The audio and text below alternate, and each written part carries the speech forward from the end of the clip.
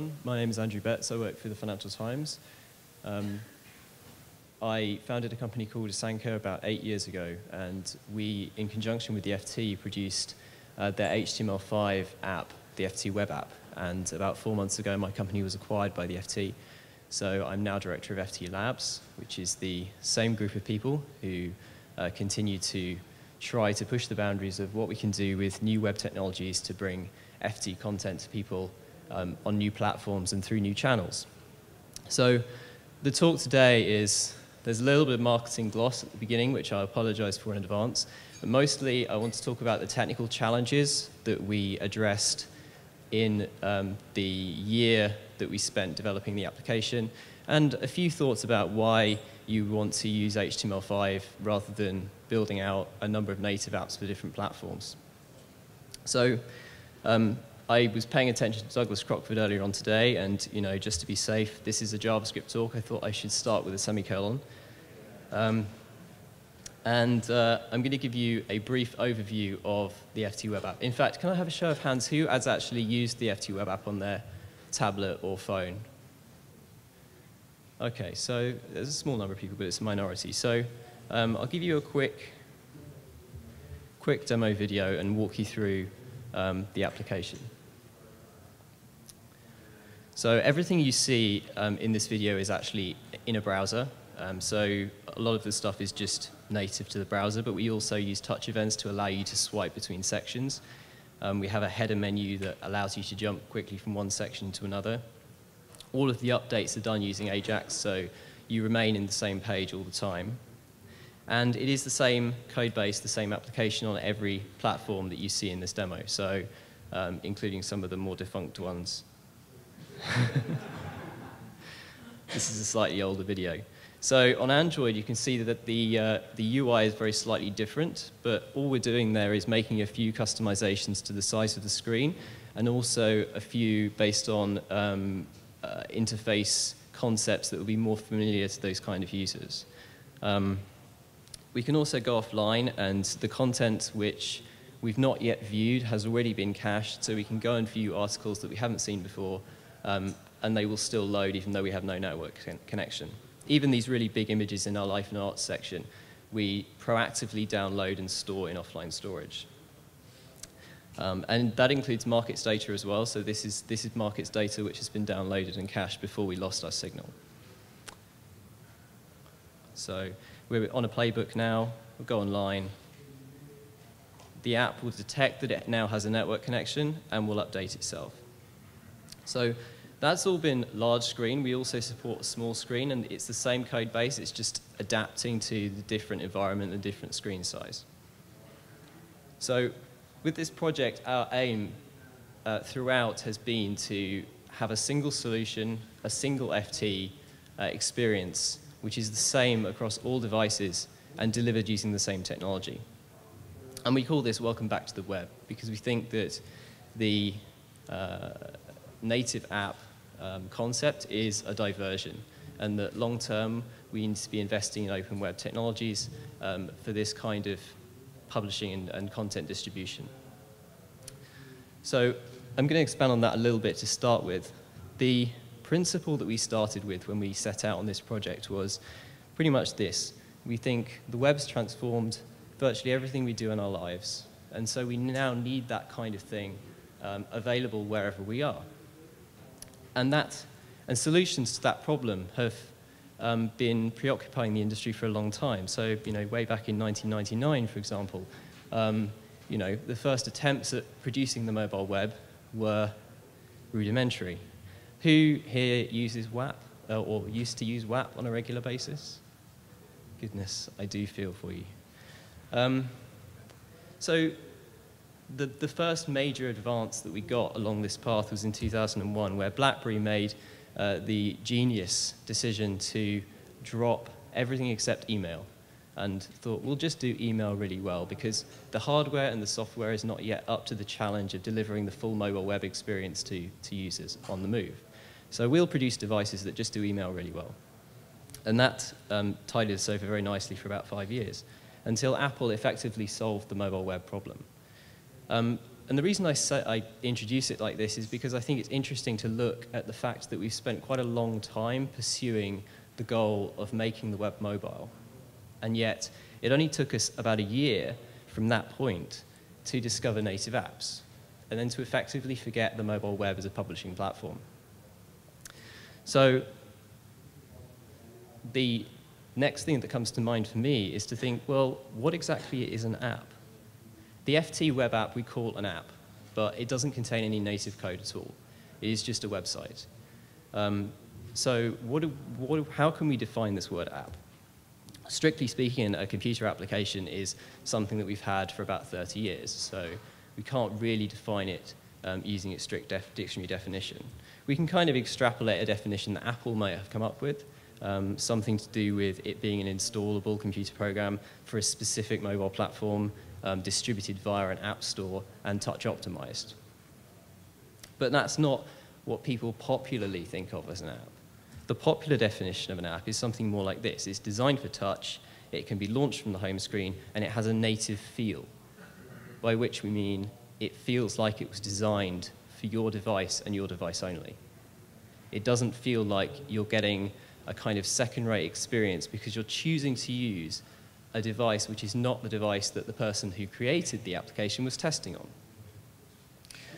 However, effectively, for all practical purposes, the word app is generally meaningless. So I think the best definition is something like this. It's a distributed computer software application which is designed for a combination of two things: a number of specific screen sizes and particular interface technologies. So until 3 years ago, the only interface technologies we really cared about were keyboard and mouse. And then we suddenly started caring about touch as well. But those are not the only ways that we could potentially interact with a computer and with a website. And publishers like the FT take a much more long-term view of this kind of thing. We like to think that actually in the future we might interact with FT content in lots of different ways. We might talk to it, point remote controls at it, gesture towards it. We might even, in the distant future, just think about it. And the screen sizes as well have, the range of screen sizes has increased from just the sort of 640 by 480, which we started out with in the infancy of the web. It's got bigger and bigger and bigger, and then suddenly it's got smaller again. So now the range has increased dramatically. So on both of these points, we need to start producing either a very large number of combinations of solutions so that everybody feels like they're getting a solution that's designed for them, or we need something that can adapt. So if we look at the native or hybrid app recipe, we're actually not covering very many of these combinations at all. We're just covering effectively 2 different screen sizes and 1 interface technique. The traditional web actually does slightly better. It can handle 3 or 4 different screen sizes and 2 interface technologies, which typically go together. So because there isn't very much overlap between the traditional web and native and hybrid apps, the native app has effectively emerged because it is filling an empty set. It's allowing people to create a solution to something which the traditional web was not able to deal with. Because their website, people were building websites that weren't adaptive to those new sizes and those new interfaces. And native apps solve that problem quite effectively. But today we can solve this problem with the web as well.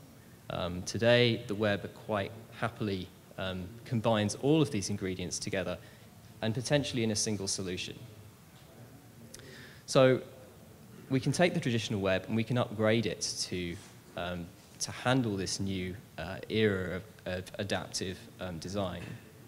So let's take, say, traditional web and add new sizes.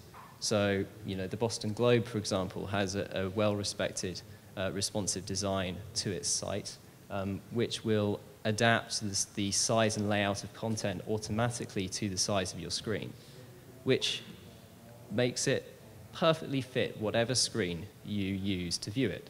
But it's still not an app, because if I touch those links, I have to really precisely hit the actual text, and it will do a page reload. So it doesn't feel like an app, so people won't think it's an app. So we need to add something else. We need to add the adaptiveness to the new interface style. And we can look at examples like Twitter, where they have created a mobile website which is effectively a clone of their native app, which supports things like overscroll to reload, which is an interaction concept which is completely alien outside of touch. And if this interface, although it does perfectly fit this iPhone screen, if it were to not fit the screen well, and I had to pinch and zoom to see it like I might a desktop website, that would also not feel like an app. So it's the two together, and a number of other more minor things like being able to launch it from the home screen, having it work offline, that make people feel like your solution is an app. So we feel that we can make that perfect recipe which people identify as an app which is designed for them and delivers the user experience they like using web technologies alone.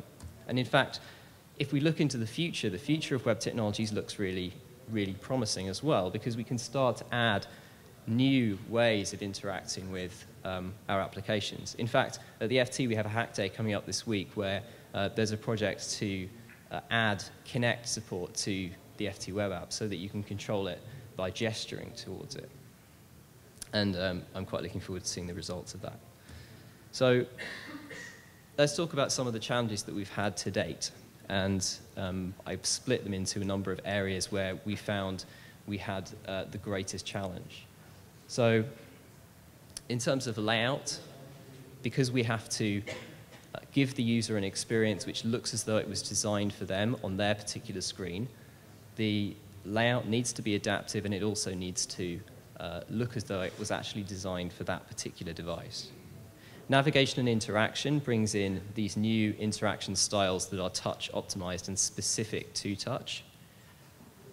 Allowing the application to be launched offline and be used offline, just like a native app would because it has installed code. Rethinking our back-end architecture with almost all our code running in the browser, the architecture of our back-end application needs to be completely different.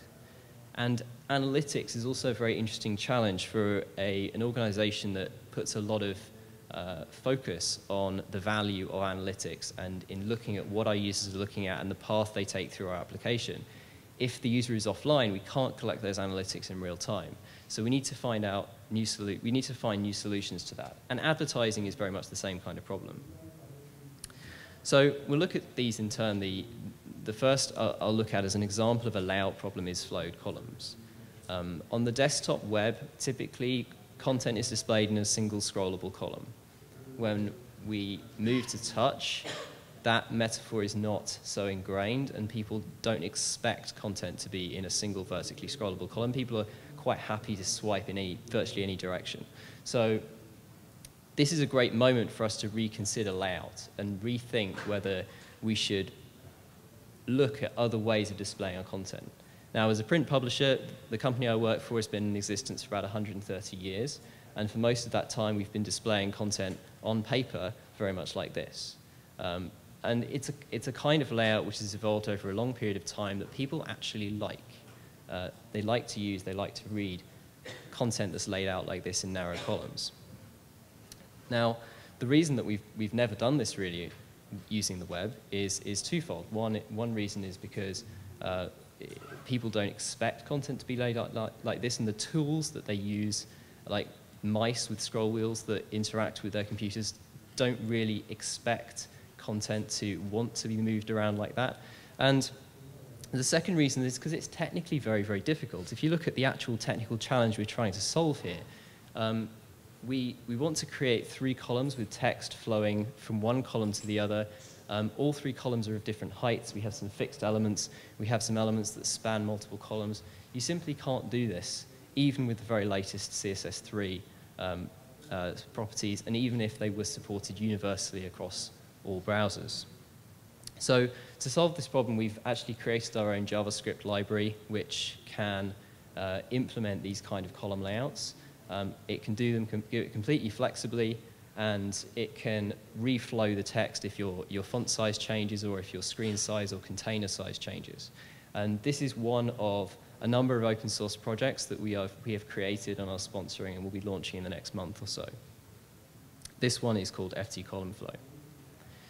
Another layout, another input into our layout challenge is looking at the huge variety of different screen sizes that we will have to cope with.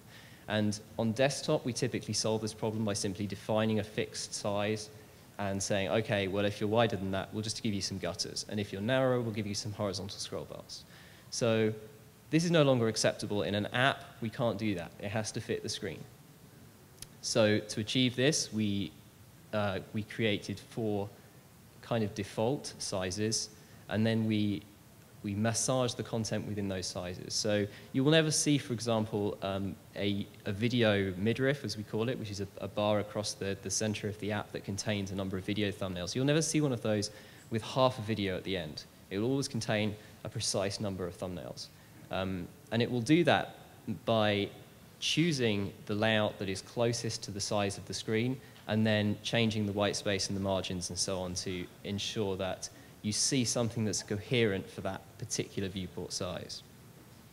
But starting from kind of keyframe layouts helps us to produce something that still looks good. In terms of interaction, one of the biggest challenges is swiping between sections. You saw in the video earlier on the user swiping from the front page onto the UK section. What they're actually doing there is taking three divs and repositioning them as the finger tracks across the screen. We use CSS3 transitions to do that because we can take advantage of hardware acceleration on platforms that support it versus just setting like a margin offset, which wouldn't be hardware accelerated, and you would actually see quite a jagged experience there.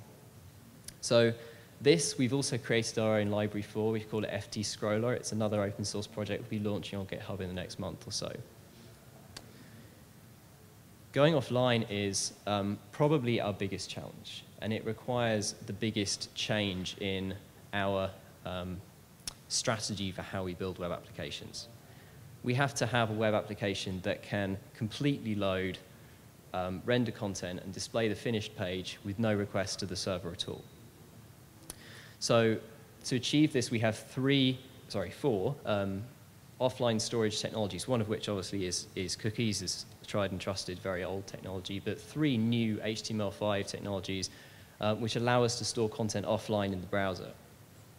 Now, why do we have 3 new technologies? Why can't we just have one technology that allows us to do everything we want offline? That would be great, but unfortunately, none of these 3 technologies does everything that we want. So in practice, we have to use all of them. And I'm going to give you a quick walkthrough of how an offline application would actually start up and how it would leverage all of these technologies together. So let's assume that we have a site with, say, 5 or 10 million articles. Now, it's not practical to assume that any specific article URL that a user might type in will be in their cache. So let's assume it's not. So the HTML5 application cache gives us the ability to serve a fallback page. So this is a feature that it has that is very different to the standard browser cache in that if the user types in a URL which is not in the cache, it can still serve something. It can serve a fallback.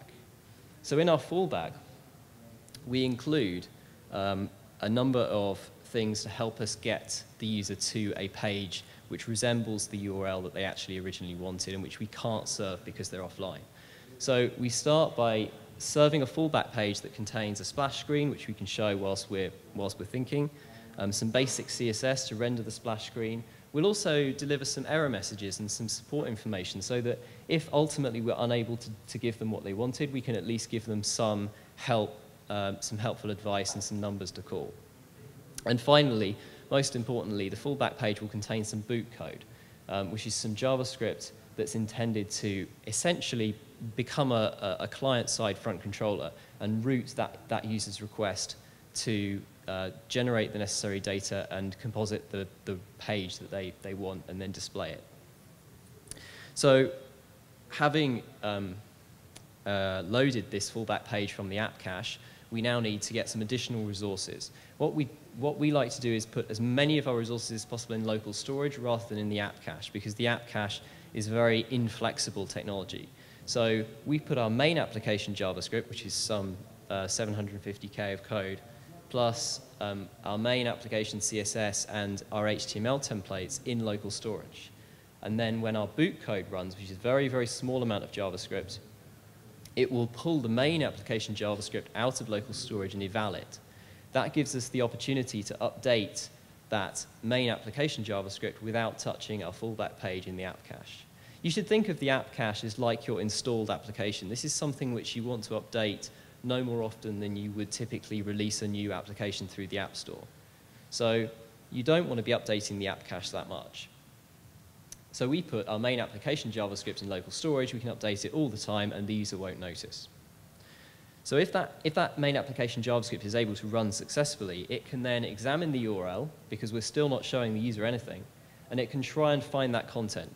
Now, in this example, I'm saying that it could find that content in WebSQL. It could also use a cookie to try and authenticate the user and provide a more personalized experience. And it could also use IndexedDB if we're on a platform that supports that. So we're using all of these HTML5 storage technologies together to eventually render the page that the user would otherwise have got if they had sent that URL request directly to the server. Sorry, I thought I was looking at that slide. So we can check the cookie for authentication. We can also remove the redundant content from the fallback page. So the things in the fallback page that we got from the app cache, things like the splash screen, those error messages and support information, which we no longer need because the app has started successfully, we can now remove that content. And we can add in the additional content which we're pulling from other HTML5 storage technologies. So that's all very well, but there are other things that we may want to store which are much more difficult. So content images are a big challenge. This is binary data which we want to store somewhere offline so that we can render those images when the user is offline. And we can't realistically put those images in the app cache. We can't rely on the browser cache. So we only have, the only things we have left are local storage, WebSQL, IndexedDB, and all of those technologies are string-based JavaScript APIs. So the only way that we can store image data in those is to represent it as a string. To represent an image as a string, you typically base64 encode that image, so that's what we do. On the server, we base64 encode all our images. We send them down to the client in a JSON array, and we store them in local storage or local database. There are a couple of interesting side effects of doing this, one of which is that mobile operators will quite often recompress your images in an attempt to reduce the amount of data that their users are using. And we don't want them to do that because our images are perfectly optimized for the user screen. But by base64 encoding the images, the operator doesn't know it's an image, it just looks like text, so they won't interfere with it. And it's just slightly ironic that we have to increase the size of the image by 30% to do that. Once we've got that base64 data in local storage, we can then take it out, we can prepend a MIME type, and we can put it into the DOM as a data URI. Data URIs effectively allow you to embed the actual image data into the URL so that you can display an image in a web page without an HTTP request for that image. So we're storing all our text, we're storing all our articles, all our content images, we're inflating the content images by 30% using base64. We are going to run out of space, and that is what happens. So there's only one figure I wasn't able to get in time for this presentation, but I have, in consultation with a number of the developer relations people at the browsers and also looking at documentation and doing some experiments myself, I produced this table of the limits that we actually face when developing on the web in terms of how much data we can store offline. And this is really crippling web development when put up against native app development, because native apps can store as much data as they like. And we not only have to contend with these very restrictive quotas, but we also have to face OS native prompts asking the user for permission to store that data in the first place. Nevertheless, we have to work with what we've got, and there are some ways that we can use this meager storage allowance more efficiently. one of the things which is a particular problem is that JavaScript uses internally UTF-16 for its text encoding. This is actually a really good idea in a lot of ways because UTF-16 allows JavaScript to be fully Unicode compliant, and it also makes string operations pretty fast because you have a predictable number of bytes per character. Where it is a really bad idea is for storing English text. Because English text typically comprises 99% characters which are also present in the ASCII character set, and which in UTF-8 or ASCII would just require 1 byte. In UTF-16, they take up 2 bytes. So the phrase hello world has a null byte in every other byte in the word hello world is a null byte when stored as UTF-16. So what was a really restrictive 50 megabyte quota is now an even more restrictive 25 megabyte quota. So there are things we can do to try and fix this, and we don't have a choice about just storing less content. We want to store a significant amount of content, and we simply cannot give the user a decent experience of the FT in 25 megabytes. We need more content in order to give them a decent chunk of offline reading. So the solution that we adopted was to pack ASCII into UTF-16 and convince JavaScript that it is a UTF-16 string. Now, we do this by taking pairs of ASCII characters, bit shifting the first one by 8 bits, adding the second one, and then telling JavaScript that that resulting character code is 1 single character. So the result is, if you look in DevTools and actually inspect the contents of your database, you'll see something like this, which is gibberish. But every one of those characters is effectively 2 ASCII characters masquerading as 1 UTF-16 character. So there are other things we could do as well. Like we could go even more complicated. We could use UTF-8. Now UTF-8 is a variable length encoding. So in the case of this example of the word Roy's, R-O-Y'-S, where the apostrophe is a curly quote, the first 3 characters are single byte characters. So the R and the O we can encode into 1 UTF-16 character. We can take the Y and the first third of the apostrophe and put it into the second character, and the other 2/3 of the apostrophe we'll put into the third character, and this is terribly complicated. It's also a lot of code.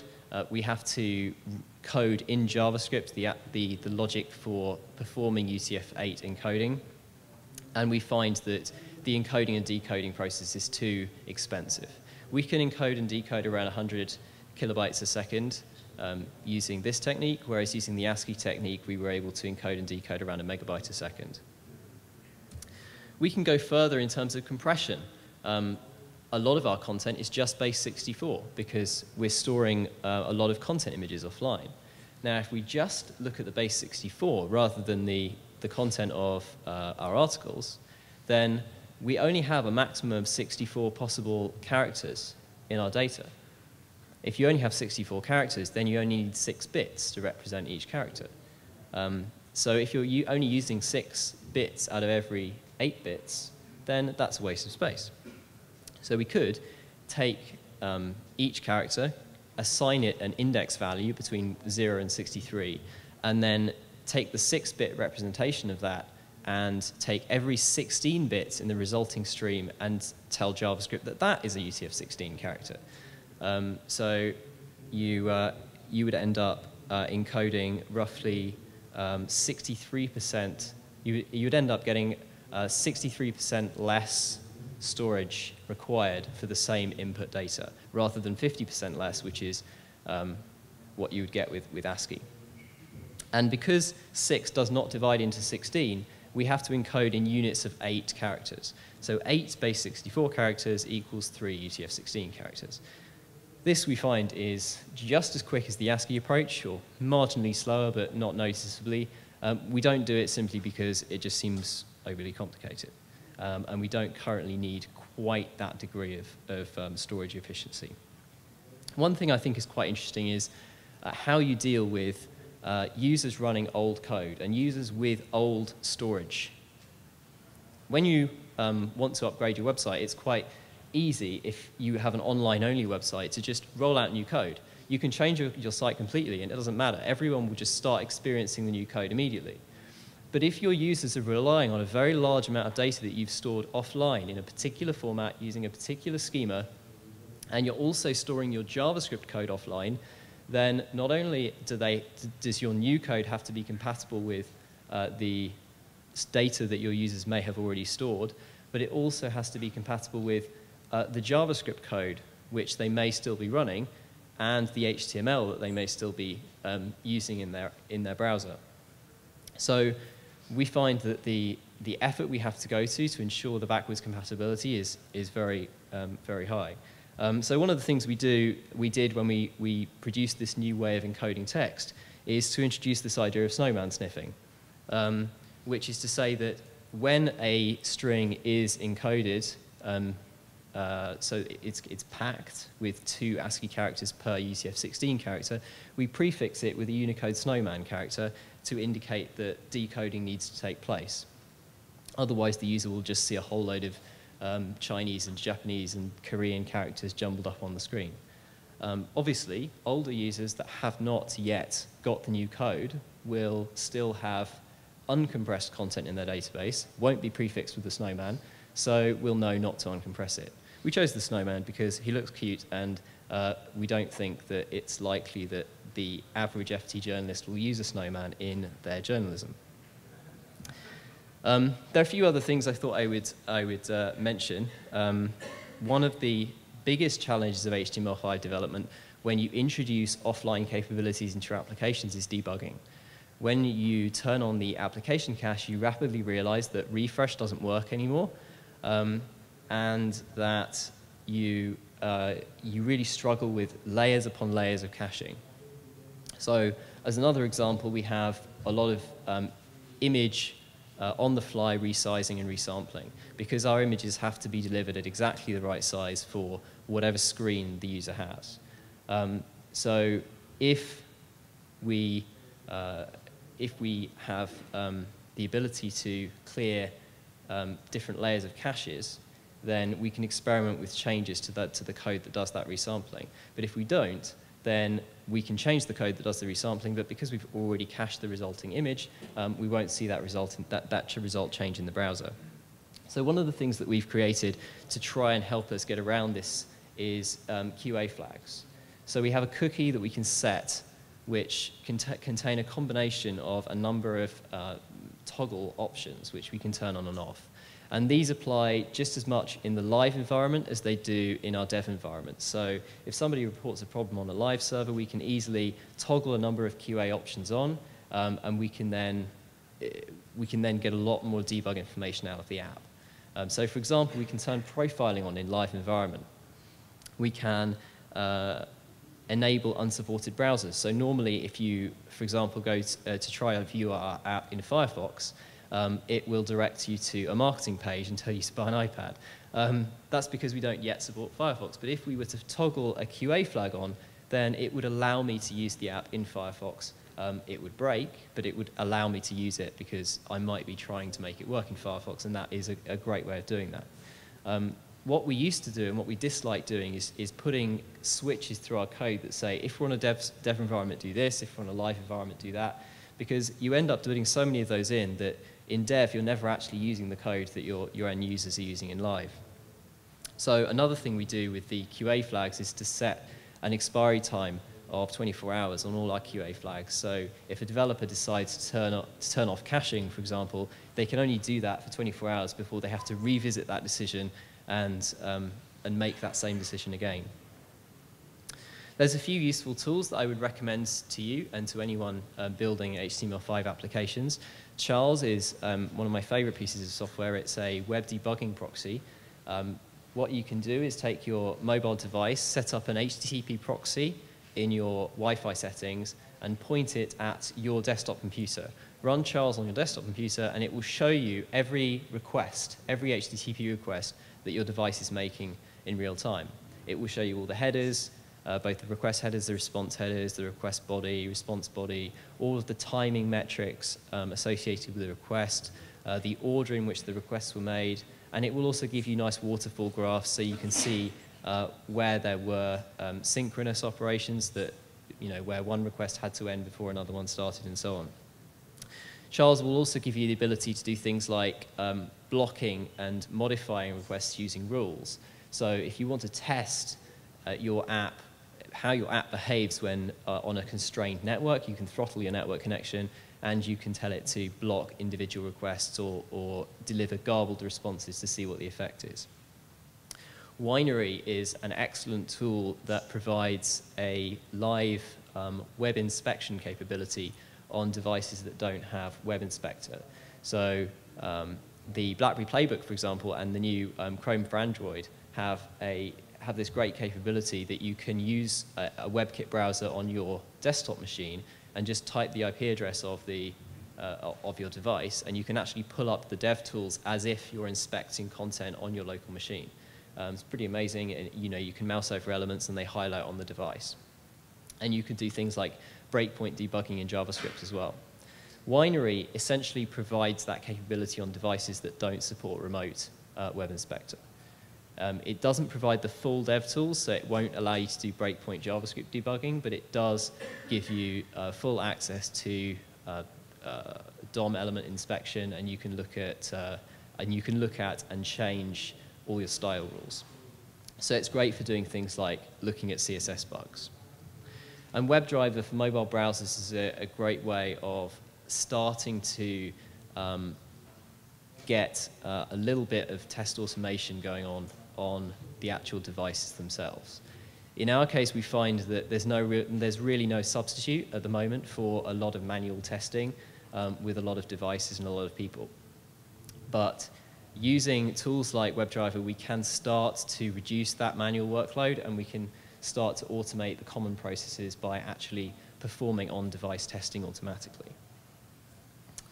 So I'm nearly at the end. I'd give you a quick recap of what I've discussed. So we think a website can be an app, and that we need to look at a broader definition of an app that doesn't require actual native code on the device.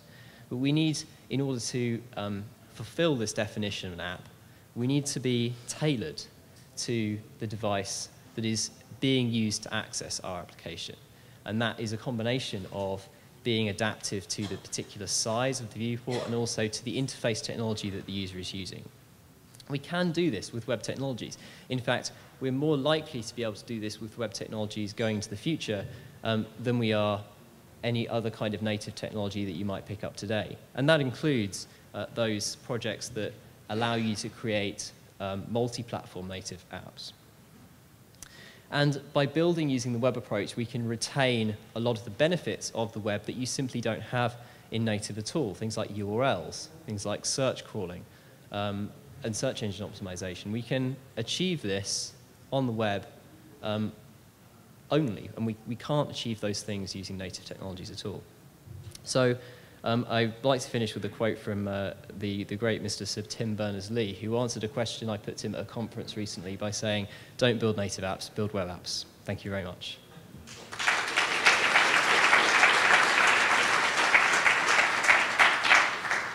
Does anyone have any questions? Okay, so the question is, how much dynamic content generation do we do on the server? We do as much as we possibly can on the server. So you will find that the content that we send down to the client is as pre-composed as we can possibly make it, because we want to do the minimum amount of processing on the client side. Okay, so the question is, do we do some of these other native-like things like put an icon on the home screen? Yes, we do. So, I mean, it really depends on the platform. On iOS, like most applications, we have this little thing that points at the button you have to press to put the app on your home screen, and we supply a meta tag that indicates what icon Apple should use to do that. On other platforms like Android, currently we have a native app, shock horror, but actually all it does is essentially supply the icon on the home screen and the offline launch. And other than that, all it's doing is wrapping the web app. Ultimately, our goal for our native apps is not to have them at all. So those things that we currently can't do using purely web technologies, the business imperative means we have to have a native app that does that particular portion. But where we can, we do it using web technologies. On iOS, we do all of that stuff in the browser. Yes, I kind of see your point. So there is a tendency to take a desktop website and say, okay, our desktop website is way too big and complicated. We can't simply display this on mobile. We have to create a cut-down, simplified version of it. And that is certainly true on older devices that can't deal with the complexity of your desktop site. Interestingly, the FT web app is actually a significantly larger, more complicated site than ft.com.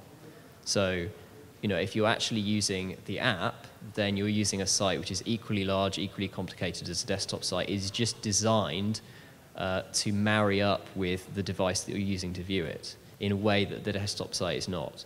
So I would say that, yes, certainly there is logic to the idea of creating a simplified, cut-down mobile site that loads very quickly and has very light weight, but that's not what we've done.